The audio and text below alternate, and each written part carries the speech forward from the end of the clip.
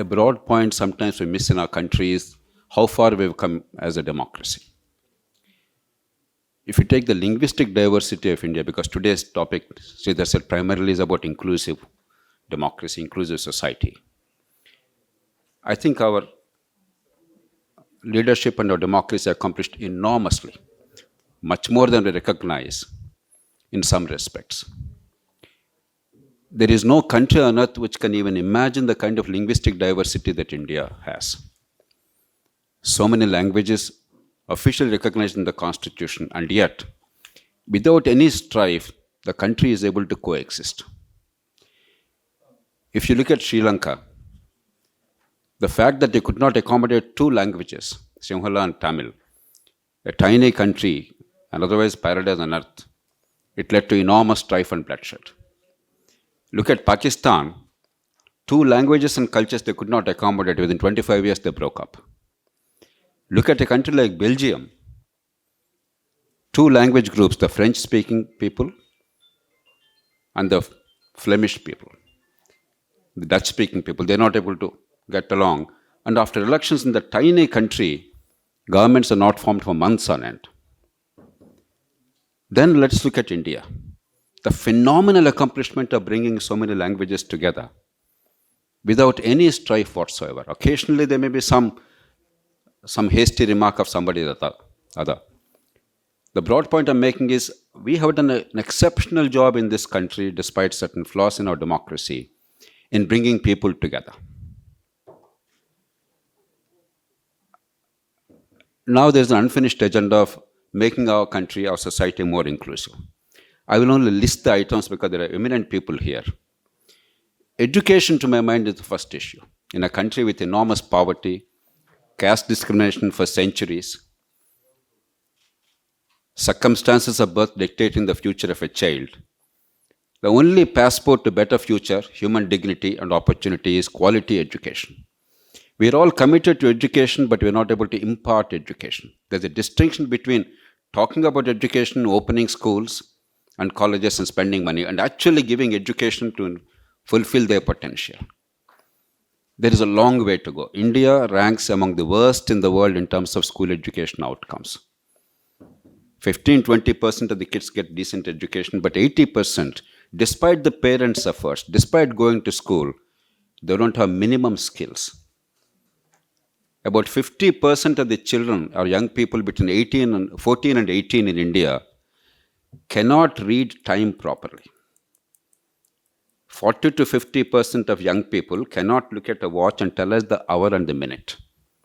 About 80% can tell us the hour. Only 50 to 60% can tell us the hour and the minute. I don't think we need to go farther. But we can do a lot, because this is not about party politics. Everybody is united. We have to simply get better outcomes with the same money we are spending. Healthcare is one of the saddest chapters of our history. 6 crore Indians are falling below poverty every year, descending into poverty because of lack of health care. And we can do so much better because we have enormous opportunities in this healthcare. Governments are not spending enough. We have to spend more. With just about 1 lakh crores for the whole country, less than 0.5% of GDP. But properly utilized, India can achieve very good results. The rest of the world will give the right arm to be able to spend less than 2% of GDP on healthcare and yet get good outcomes. India is uniquely placed. Another low-hanging fruit. The third area which I would like to specially mention in this great city of Mumbai, rapid urbanization is inevitable. But increasingly the challenge of India is not rural poverty, it's urban poverty. You only have to move from here a kilometer or two to understand what grueling urban poverty means. Apart from the many things we're attempting, unless we create small towns as hubs of economic growth, close to villages, so that 80% of the low-skilled people don't have to migrate from Bihar or Assam to Mumbai or Chennai or Hyderabad or Bengaluru. Because they are alienated. They are low-skilled. Incomes are low. The families are apart. We have seen at the height of COVID, when lockdown had to be imposed, the sufferings of the migrant population. The high-skilled people necessarily have to go to big cities. But a carpenter, a plumber, and an electrician doesn't have to be in Mumbai alone or Chennai alone. Wherever people are there, work is there. So we have to create, even as great cities continue to grow, we have to create infrastructure locally for in-situ urbanization. Otherwise, we have not seen anything yet at all in India, only 30% urbanization. If you're going to be 60% urbanized in the next 25 years by 2047 or something, we're going to have the largest mass migration to urban areas from rural areas in probably human history. And unless we create maybe 2,000-3,000 magnets locally to absorb these swarming people who are not alienated from the villages, and unless we establish links between rural and urban India, we're going to have a crisis. As Dr. Abdul Kalam used to say, urban amenities in rural areas. He used to call it Pura, providing urban amenities in rural areas. I think that's an area which is neglected. And without that, there cannot be inclusive democracy, because I know as a villager, when I went to the city for the first time, how alienated I was. And the millions of Indians, when they go to cities in this swarming population without any support system, they can't be inclusive. We are lucky that our cities are still safe. There's not much of a crime, but it will not continue forever as social controls disappear. The fourth area is women's representation in legislatures. We've been talking a great deal about it. I believe the model that we have considered is wrong. It's not a reservation of a constituency that matters for women. In local governments, in panchayats and municipalities, we have tried that 50%. But let's be truthful, it only created a system of panchpatis. Unless you have a different model, artificially creating a reservation and then mandatorily rotating because you cannot have so many large reservations on a permanent basis, it's not creating leadership. But if you mandate the political parties to give adequate representation to women, but they can choose the constituency where they think they have women leaders, natural leadership will grow. Rotation will not be necessary, they will not be panchpatis, and they will be genuine, authentic women's representation. I think that's the model to be followed for the assemblies and parliament. I would urge the eminent leaders here to give it consideration. Because if you really mean business, we can do it in a non-disruptive way, because you cannot anoint leadership by some garland like in the old-fashioned thing. An elephant garlanding a stranger. It has to be natural and organic. You cannot ignore economics from inclusivity. Maharashtra is the most important state of India. Population-wise, maybe number 2. But in terms of India's future, it's number 1. It has always been number 1. Sushil Kumar Shindeji is here, elder statesman. Sushilji, my appeal to all of you. I know I am now treading on a controversial turf. The national pension system was designed with good reason, that contributory pension so that there's no burden on the future generations. So the 3% of Indian population, and that is the workers in the government, they do not take away 15% of India's resources. And this number is going to grow phenomenally. I have numbers here. The committed expenditure of the states, already salaries, pension and interest, on an average is 125% of the state's own revenues already.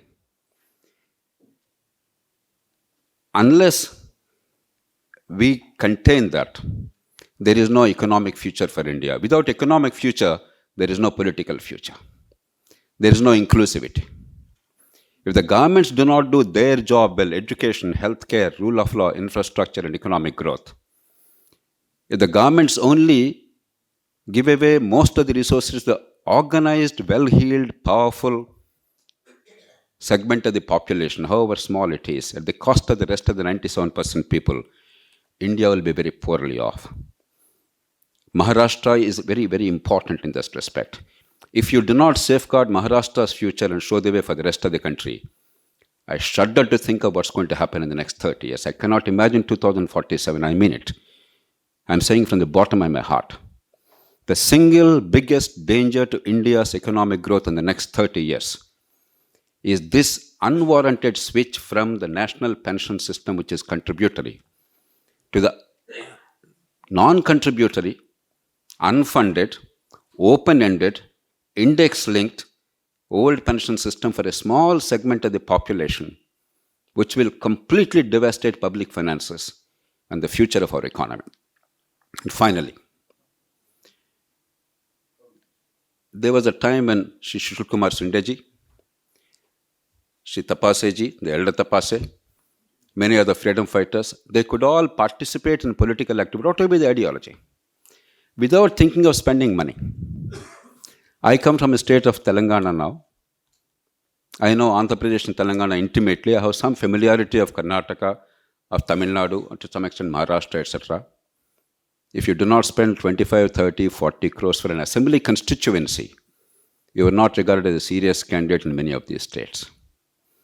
Even in a state like Jammu and Kashmir, where I thought Hindu, Muslim, India, Pakistan would be the issues, I was astounded to discover that 30, 40, 10, 15, 20 crores, 1,000, 2,000 rupees per vote was the norm. I was both saddened and delighted. Saddened because this virus spread everywhere. Delighted because I now realize that Jammu and Kashmir will never secede from India. It became mainstream India. The practices of the rest of India became part of Jammu and Kashmir also. But that apart, we have to look at the electoral system. Mere entreaties and speeches will not change the country. Unless the political leadership of India transcends the party loyalties and looks at what needs to be done to bring the best into the electoral arena. It doesn't matter what you believe in. Let there be competition in the elections. But unless the finest human beings who care for the public good come into the arena, and unless they rise by ethical means and by rational means, the country is always in danger. It does not matter which party is in power, which party is out of power. And one last word. To the best of my recollection, Shri Shindeji, when he was Chief Minister, he made a lone effort in the country to bring some kind of a regulatory mechanism for police transfers. It was a very courageous move. A system to try, I don't know what is the current status. We need genuine rule of law. We need effective and independent crime investigation, which is accountable, but is not partisan, cannot be controlled by political vagaries. We need a legal framework which actually delivers justice, not delays matters. We need procedures which are simple, citizen-friendly, inexpensive. We require strong and independent prosecution. We require modern technology, not beating up people in a police station to extract a confession. In a case of even Sunanda Pushkar, I don't know what happened, I'm not interested in that. But even in that kind of a case in Delhi, DNA analysis took 365 days. It's absurd in this day and age. We require to transform rule of law. I believe many of these can be above parties. I believe these are critical for India to create an inclusive society in a true sense of the term, because without genuine rule of law, without economic growth and incomes, without education and healthcare, our talk of political philosophies and partisan battles, they're irrelevant to people's lives. My appeal is, today can be the start of a process with the guidance and leadership of eminent and experienced citizens like Sri Shindeji and others, to look at India as a larger picture, celebrate our successes, and look at what we need to do above parties. Let's continue to fight on partisan lines in terms of political ideologies. But let's also build bridges and figure out what are the critical things on which we must be united, as we had been united in the past 75 years, in order to fulfill our mission by 2047.